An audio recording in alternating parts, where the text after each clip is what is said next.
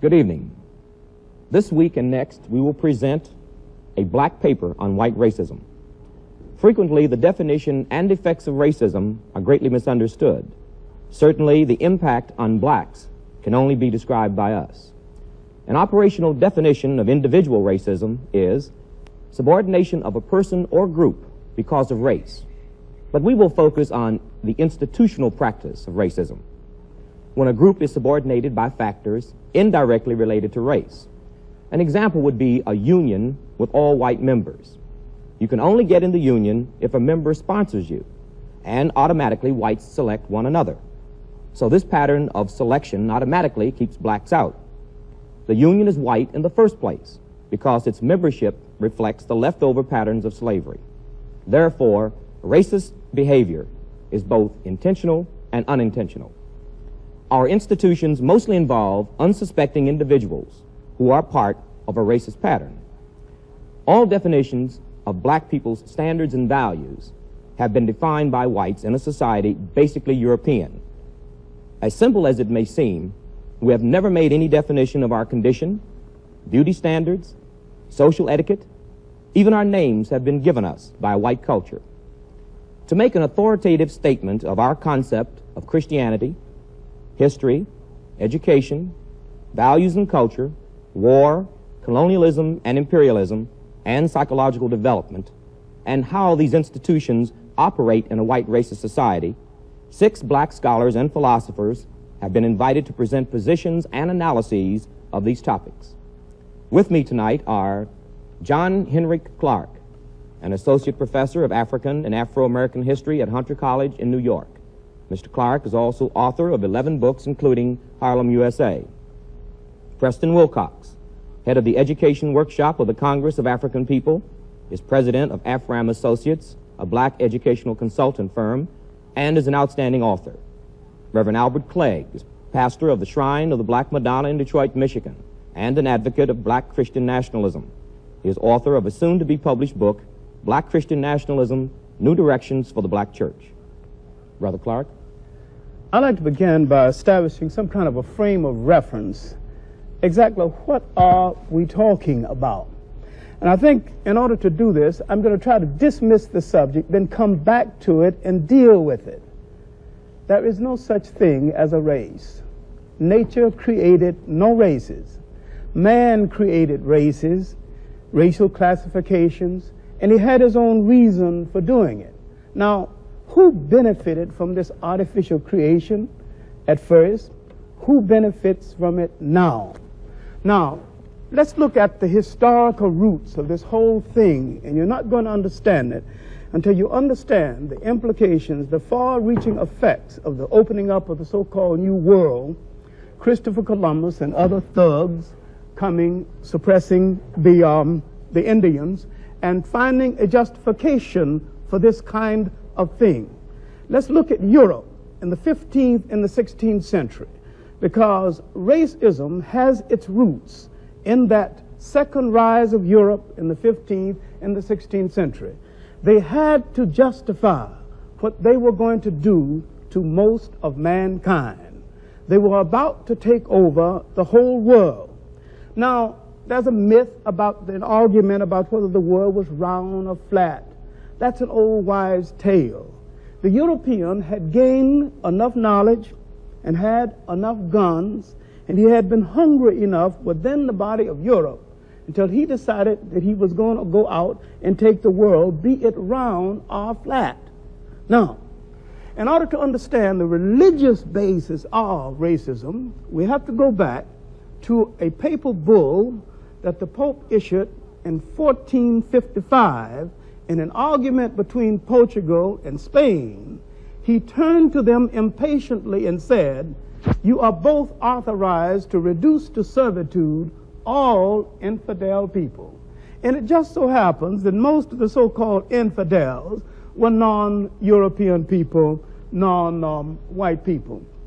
Europe not only had its basis for racism, it had its basis for the slave trade, and this same basis would be good in the colonial system that followed. Racism was created to justify the slave trade, to justify the colonial system, and to justify the utter ruthlessness that had to go into the making of modern capitalism. Brother Wilcox?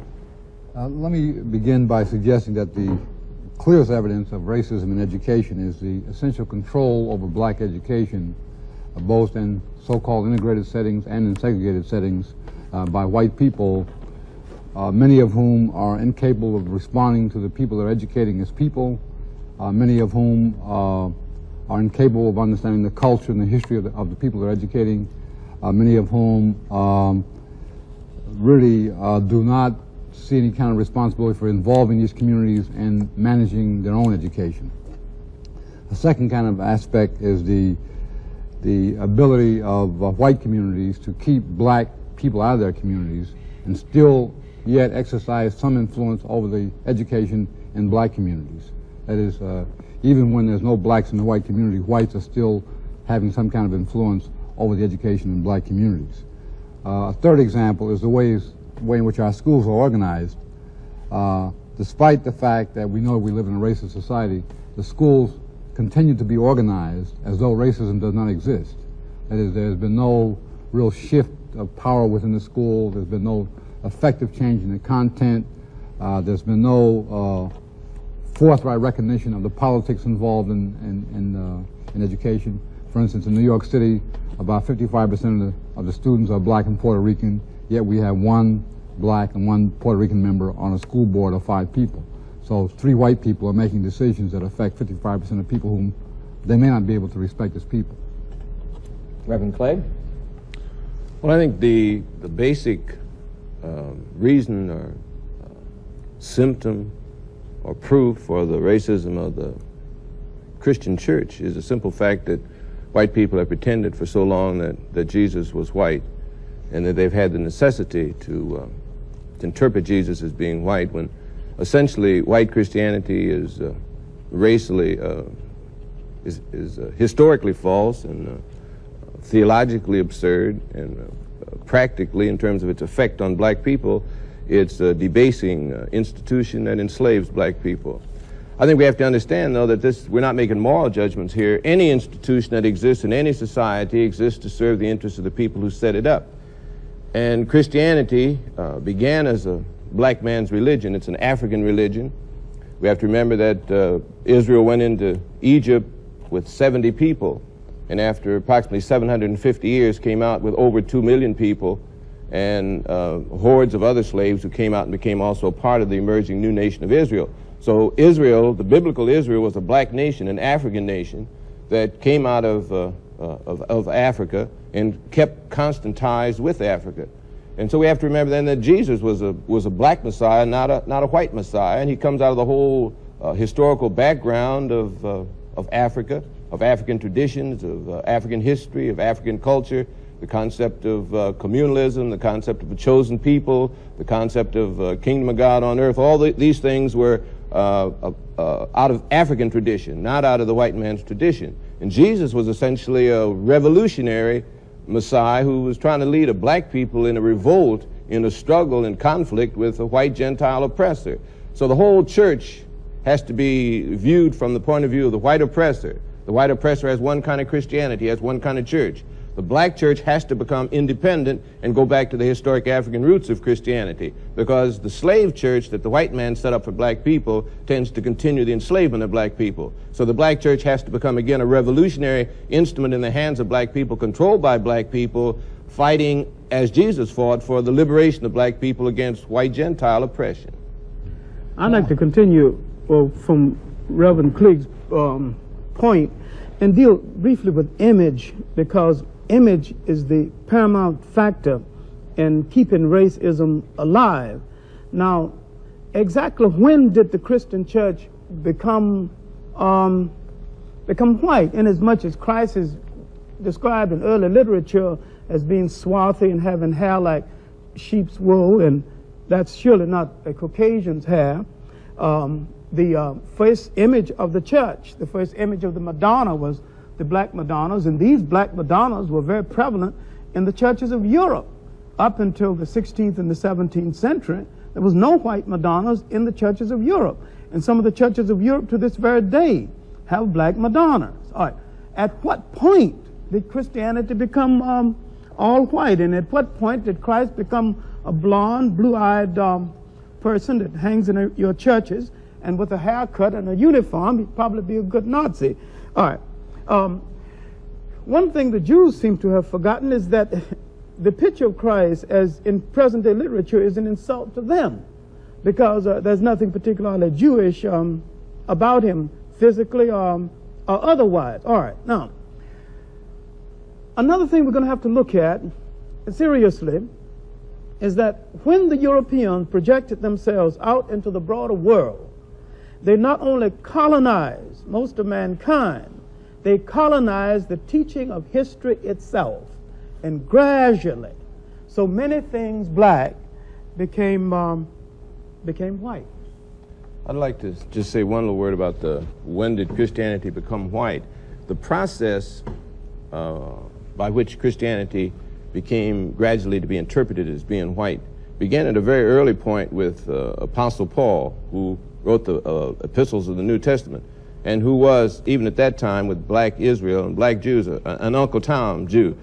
He was an Uncle Tom black Jew, and he wanted to identify with white Gentile world. He prided himself on being a Pharisee, but more on being having Roman citizenship.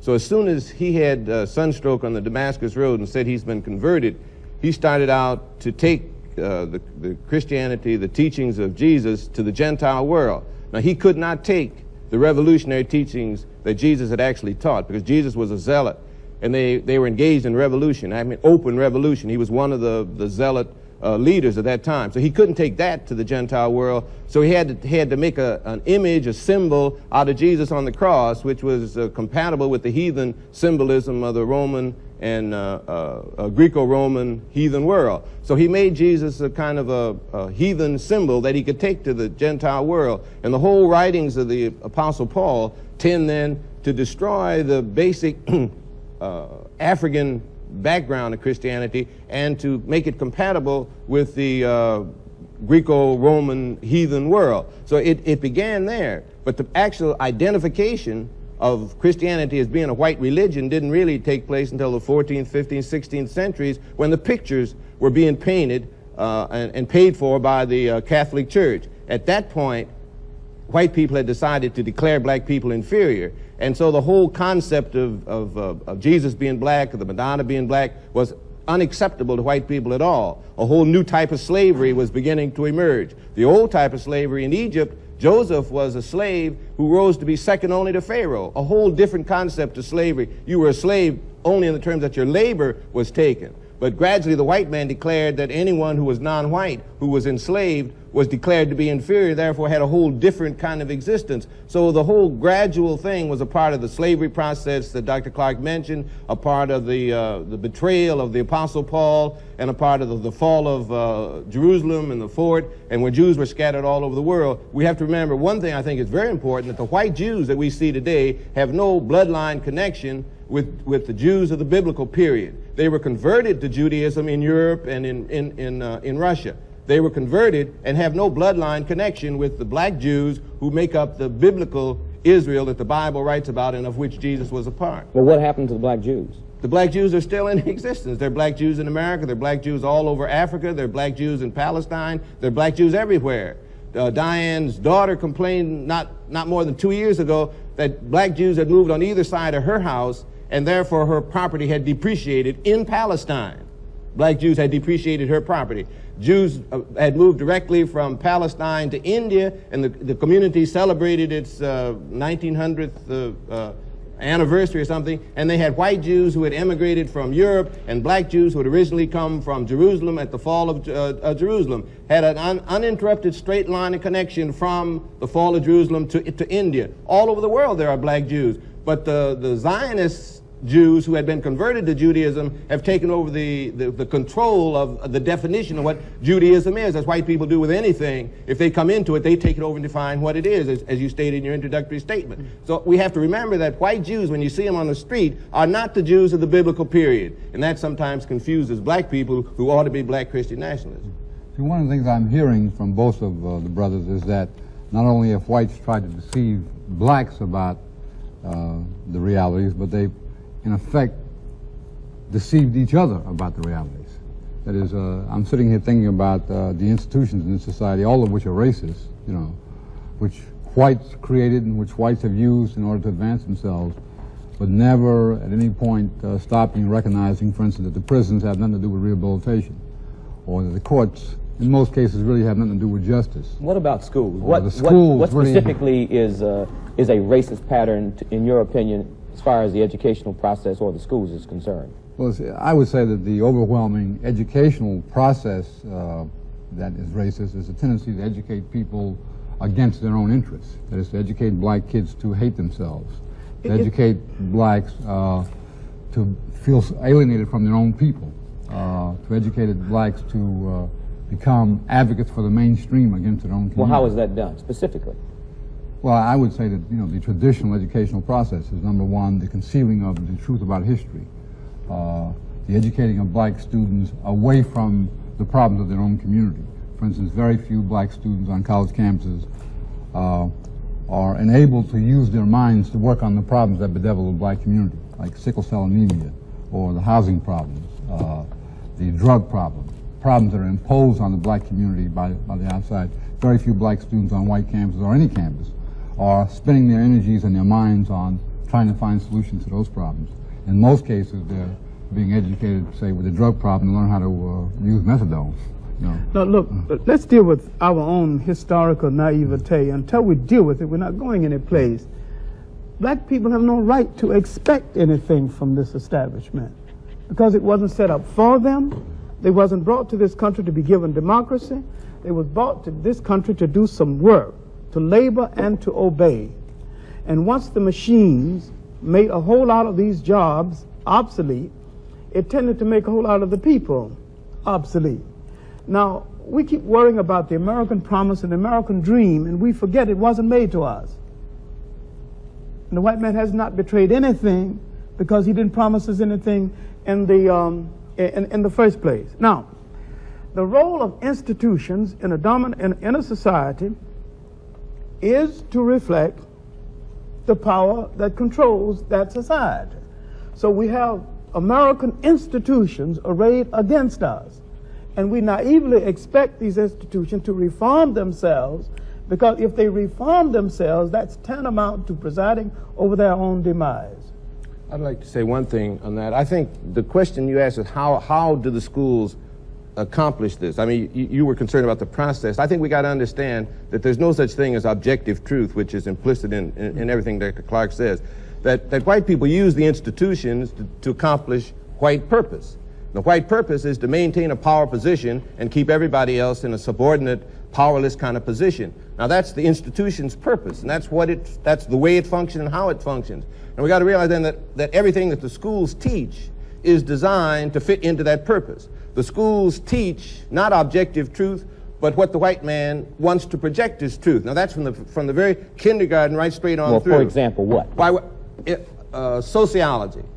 Sociology is not a science in the sense that it's dealing objectively with the way people live together. It's dealing with the white man's pattern of living together as the norm by which we judge how other people live. If you live like white people live, then you're living the way you are supposed to live. If not, you're either primitive or insane as a people. Psychologically, it's the same thing. Psychology does not deal with any objective kind of discussion or development of how people live or analysis of how people function as individuals, but how does the white man function?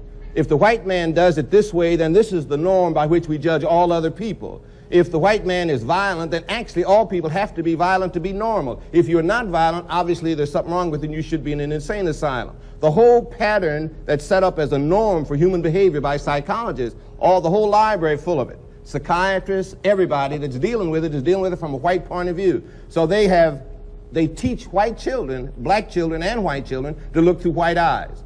From the kindergarten on, the black child is beginning to look at the world and interpret it through white eyes. Everything he is wrong. Everything that exists in his community is wrong. And we ought to declare that white music really is no good, that white psychology is no good. The white man either acts like we do or he's insane.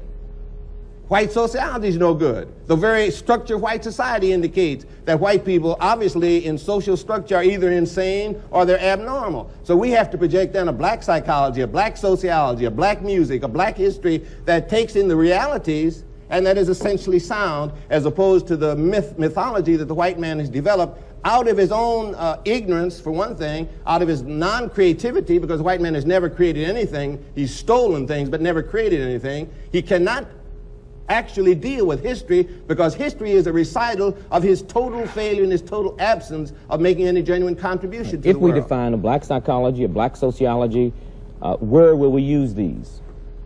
Where would we use? We'd use them first to unscramble our own mixed up minds. If we could understand that black psychology is the psychology that the black man has to have if he's going to escape from powerlessness in a white man's world.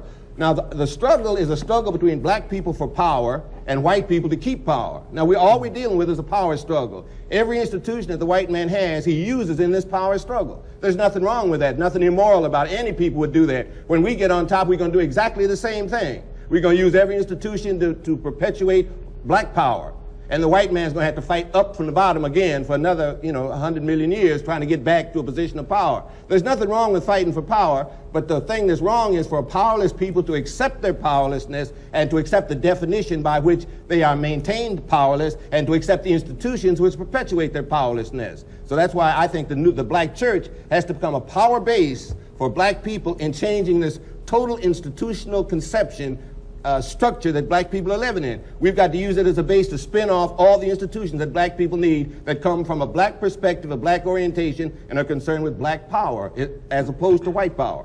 Let's go back to this value, and I think I don't think we've gone over it too well.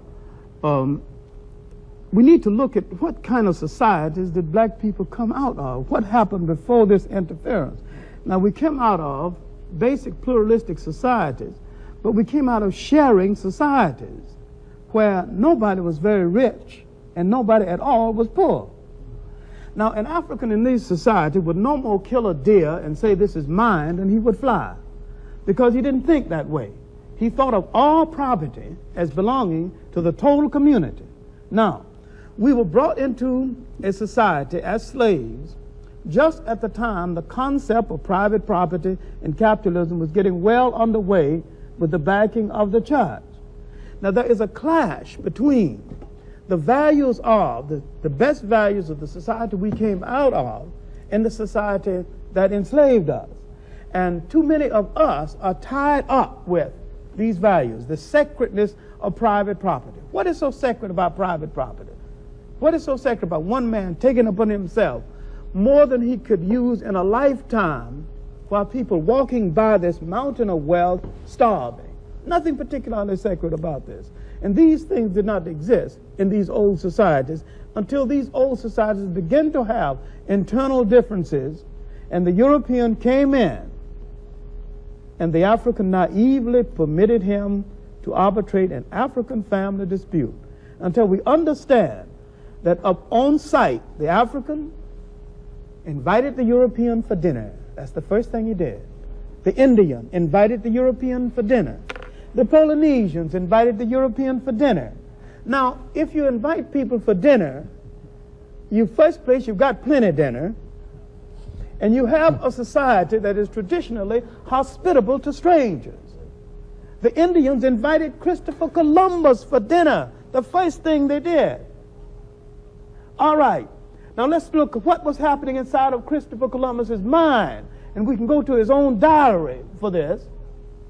He said, "I wonder why they're so friendly. They'll be easier to conquer than I thought they would be. I wonder why they're bringing such small amounts of gold. I wonder where the mines are. His intentions were not good. It wasn't good then. The intentions are not good now. And the black man is still hung up with this dinner invitation, this kindness, with the thought that if you treat a person humanely, that he will act humanely toward you. Black people have not seen white people at all. That is why they can't deal with them. I want to say one thing. I think we have to be careful, black people. We too much tied up in this what's good and what's bad. I think what we need to begin to look at is what's real. Now, I don't care whether it's good or bad. I just care whether it works, whether it doesn't work, whether it helps black people or doesn't help black people. White people are individualistic. White people are materialistic. And I think Dr. Clark is absolutely correct in the definition of black civilization, African civilization. Communalistic, whole concept is different. But the white man's individualism and materialism stems from the fact that he comes out of a situation, a place where you could hardly live. You know, the barren land where you could hardly grow, no resources, where they had to fight each other just to keep alive, and where each person had to try to steal all he could to keep somebody else from getting it so he could stay alive. Now that builds individualism and materialism. Now he didn't have much in the way of materialism, but he had the need, the desire, so he built ships, he built guns, everything in order to take something from somebody else. Now you got to realize that the black man came up in a wholly different kind of environment, where there was everything that a person needed. They didn't have to cheat and lie and steal to get enough to eat. Enough to eat was everywhere. Nobody had to take from somebody else. All the resources of the world were right there in the ground. They had everything. They didn't need to build ships and go conquer someplace else. If Africans built a ship, where would they go? Any place they went was worse than where they were. But the white man could build a ship and go any place, because any place he went was better than where he was.